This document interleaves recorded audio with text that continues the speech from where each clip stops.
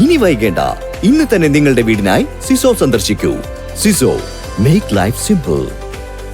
പട്ടാമ്പി താലൂക്കിലെ അന്തിമ വോട്ടർ പട്ടിക പ്രകാശനം ചെയ്തു. താലൂക്ക് ഓഫീസിൽ നടന്ന ചടങ്ങിൽ ഇലക്ഷൻ ഡെപ്യൂട്ടി തഹസിൽദാർ ഹരിദാസ് പ്രകാശന കർമ്മം നിർവഹിച്ചു. ലോക്സഭാ തെരഞ്ഞെടുപ്പ് അടുക്കുന്നതോടുകൂടി നിലവിൽ ജനുവരി 1 വരെ ലഭ്യമായ വിവരങ്ങളുടെ അടിസ്ഥാനത്തിലാണ് അന്തിമ വോട്ടർ പട്ടിക പ്രസിദ്ധീകരിച്ചിരിക്കുന്നത്. വിവരശേഖരണം പൂർത്തിയായ വോട്ടർ പട്ടിക പ്രകാശനം ചെയ്തു. താലൂക്ക് ഓഫീസിൽ നടന്ന ചടങ്ങിൽ ഇലക്ഷൻ ഡെപ്യൂട്ടി തഹസിൽദാർ ഹരിദാസ് രാഷ്ട്രീയ പാർട്ടി പ്രതിനിധികൾക്ക് നൽകിക്കൊണ്ട് പ്രകാശനം നിർവഹിച്ചു. നിശ്ചിത സമയം വരെ ആവശ്യമായ തിരുത്തലുകൾ വീണ്ടും ഈ പട്ടികയിൽ നടത്താൻ സാധിക്കും. തുടർന്ന് ഇലക്ഷൻ പ്രഖ്യാപിക്കുന്നതിന് തൊട്ടു മുമ്പായിരിക്കും അവസാന അന്തിമ വോട്ടർ പട്ടിക പ്രസിദ്ധീകരിക്കുക. 1/1/2024 അടിസ്ഥാന തീയതിയായിട്ട് തയ്യാറാക്കിയ പട്ടികയാണ് ജനറൽ ഇലക്ഷൻ മുമ്പായിട്ട് ഇപ്പോൾ പ്രസിദ്ധീകരിച്ചിട്ടുള്ളത്. ഇനിയും ഇതിൽ അർഹതപ്പെട്ട ആരെങ്കിലും വിട്ടുപോയിട്ടുണ്ടെങ്കിൽ കൂട്ടിച്ചേർക്കാനുള്ള അവസരമുണ്ട്.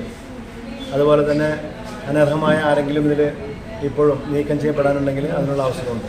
അതുകൂടി കൂട്ടിച്ചേർത്തുകൊണ്ട് ഒരു പുതിയ ഷീറ്റ് കൂടി ഉൾപ്പെടുത്തിയിട്ട് ഇലക്ഷൻ മുമ്പായിട്ട് വീണ്ടും അത് പ്രസിദ്ധീകരിക്കുന്നതാണ്. അതായിരിക്കും നമ്മൾ മാർക്കഡ് കോപ്പിയായിട്ട് ഇലക്ഷനിലേക്ക് കൊണ്ടുപോകുന്ന പട്ടിക.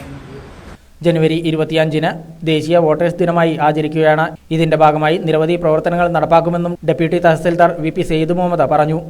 മറ്റന്നാൾ 25-ാം തീയതി നാഷണൽ വോട്ടേഴ്സ് ഡേ ആണ്. ദേശീയ വോട്ടർമാരുടെ ദിനമായ മറ്റന്നാൾ അതിന് മുന്നോടിയായിട്ട് താലൂക്ക് ആസ്ഥാനത്തിൽ നമ്മൾ വിവിധങ്ങളായ പരിപാടികൾ നടത്തുന്നുണ്ട്. അതിൻ്റെ ഭാഗമായി നാളെ ഇവിടെ പട്ടാമ്പി താലൂക്കിലെ എല്ലാ ഹയർ സെക്കൻഡറി സ്കൂളുകളിലെയും വിദ്യാർത്ഥികൾക്ക് വേണ്ടിയിട്ട് ഒരു ക്വിസ് കോമ്പറ്റീഷൻ ഇൻവൈറ്റ് ചെയ്തിട്ടുണ്ട്.